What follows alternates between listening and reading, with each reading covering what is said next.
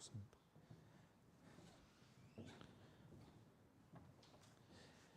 El Señor esté con ustedes. Proclamación del Santo Evangelio según San Marcos.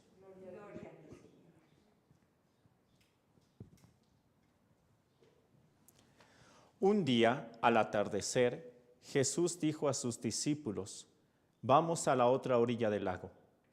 Entonces los discípulos despidieron a la gente y condujeron a Jesús en la misma barca en que estaba. Iban además otras barcas. De pronto se desató un fuerte viento y las olas se estrellaban contra la barca y la iban llenando de agua.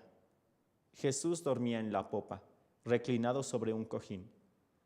Lo despertaron y le dijeron: «Maestro, ¿no te importa que nos hundamos?». Él se despertó, reprendió al viento y dijo al mar: «Cállate, enmudece». Entonces el viento cesó y sobrevino una gran calma. Jesús les dijo: «¿Por qué tenían tanto miedo? ¿Aún no tienen fe?». Todos se quedaron espantados y se decían unos a otros: «¿Quién es este a quien hasta el viento y el mar obedecen?». Palabra del Señor. Purifica, Señor, mis labios. Bien, pueden tomar asiento, por favor. En esta ocasión me voy a detener en la primera lectura, que viene tomada del segundo libro de Samuel y narra la historia de David. Y no sé si ustedes han tenido la oportunidad de ir al circo, ir a un show donde hacen como diversos actos. A mí me tocó en una ocasión ver el show, digamos, el número del fakir. Y concretamente, de repente pusieron una cama de clavos, bien, y una partecita como que la trajeron para que tocáramos a ver si realmente eran clavos, y sí eran clavos, efectivamente. Y entonces llega el fakir y hace pues su show, digamos, y de repente, ante la mirada así atónita de todos, se acostó en la cama de clavos. Y todos así esperando a ver qué es lo que pasaba, como a ver si no los clavos lo pasaban. Y estuvo ahí un ratito y ya se levantó y todos como saliendo todavía de la sorpresa, hasta que ya comenzamos a aplaudir, ¿no? Y ya se levantó, dio las gracias y se retiró. Cuando uno va estudiando física, y no le voy a quitar méritos, por supuesto, ¿no? Cuando uno va estudiando física, uno se da cuenta que, sí es impresionante el que se acueste sobre una cama de clavos, pero no es tan peligroso como parece. No quiero decir que no va a doler, sí, pobrecito, sí les debe doler, pero no es peligroso. ¿Saben qué sí sería peligroso?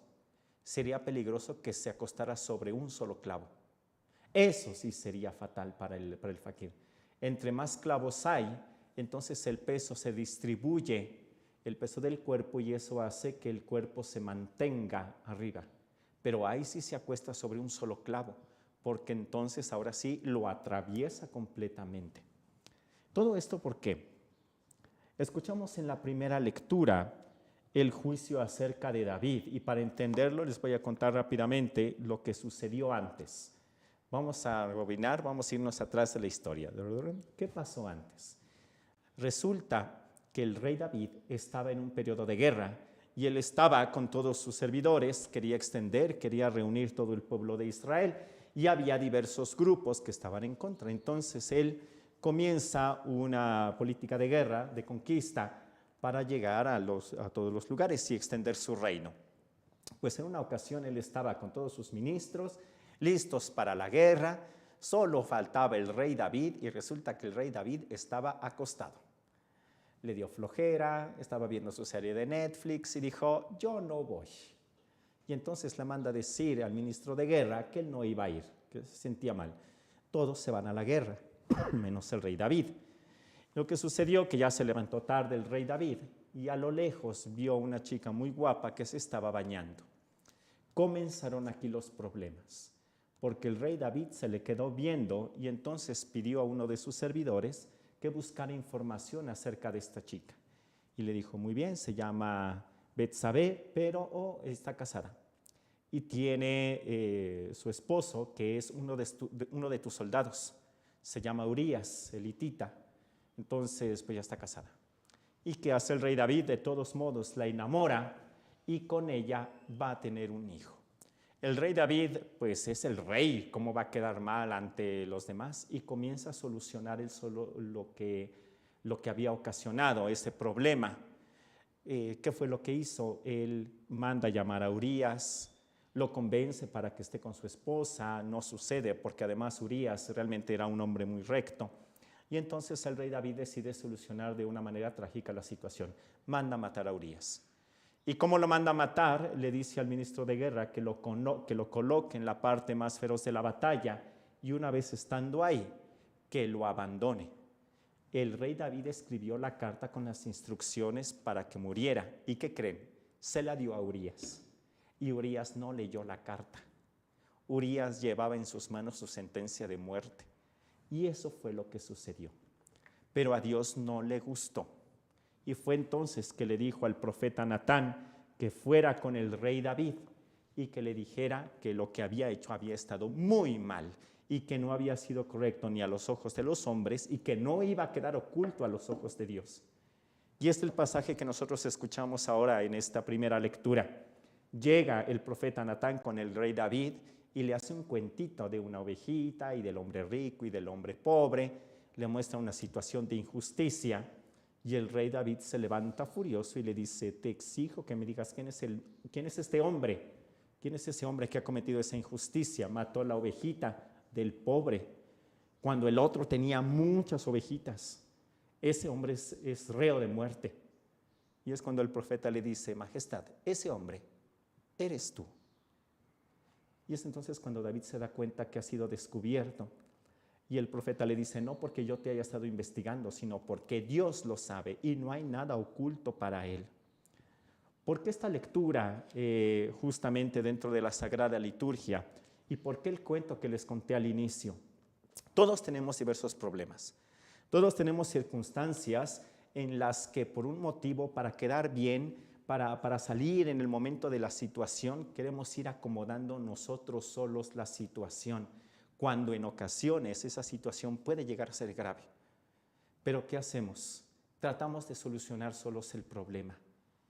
Y entonces ya salí con una mentirita y de la mentirita salió que pues ahora tengo que acomodar las cosas y entonces no, pues ya involucré a otra persona y ya le preguntaron a la otra persona y entonces ahora tengo que mover las situaciones y entonces lo que en un momento era como nosotros le decimos la bolita de nieve, se convirtió en una gran piedra que puede llegar a destrozar vidas.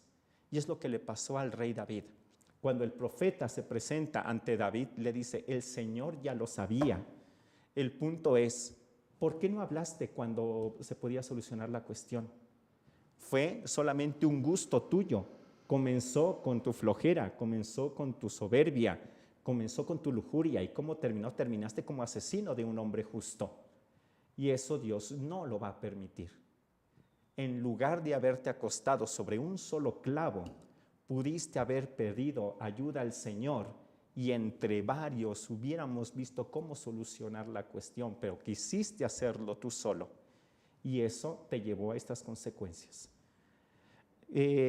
Mucha gente llega con el Padre y tal vez tanto los que nos acompañan aquí presentes como los que nos acompañan desde las redes sociales vienen con el Padre para pedir una ayuda, un consejo. Y siempre les digo esto: cuando tengan un problema, cuando tengan una tristeza, cuando tengan alguna dificultad, es bueno el poder hablarlo, el poder expresarlo, el pedir ayuda, porque entonces así es como si nos estuviéramos acostando sobre una cama. Sí, es difícil la situación, es un tema delicado, bien, son clavos, pero entre varios podemos llegar a la solución de la cuestión. Se puede encontrar, al menos usted, señor, usted, señora, pudo sacar el problema y ya no lo va a seguir cargando solita dentro del alma. Pero muchas veces, ¿qué hacemos? Lo queremos solucionar. Yo me encargo, yo sé y yo veo cómo lo soluciono. Es estarse acostando sobre un solo clavo y ese clavo sí lo va a traspasar.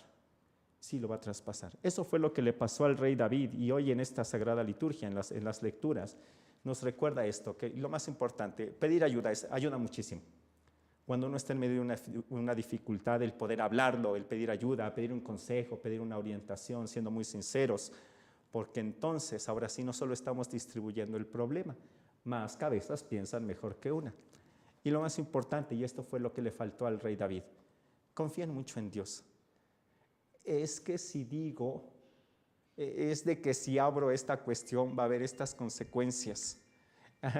Una vez había escuchado para unos jóvenes este consejo y me gustó mucho. ¿Quieres que nadie se entere? Sí, me gustaría que nadie se entere. Pues no lo hagas. Pues sí, perfecto. Cuando está esa situación, muchísima claridad y mucha confianza en Dios. Señor, pasó esto, sucedió esto, necesito tu ayuda. Y es entonces que el Señor también, Él no nos quiere regañar, Él no nos quiere juzgar, y lo que quiere es que nosotros seamos felices. Vamos a pedir en este día a nuestro Señor la gracia de en medio de nuestros problemas nunca sentirnos solos. Él siempre va a estar acompañándonos para que toda nuestra vida, para que todos estemos bien. Que así sea.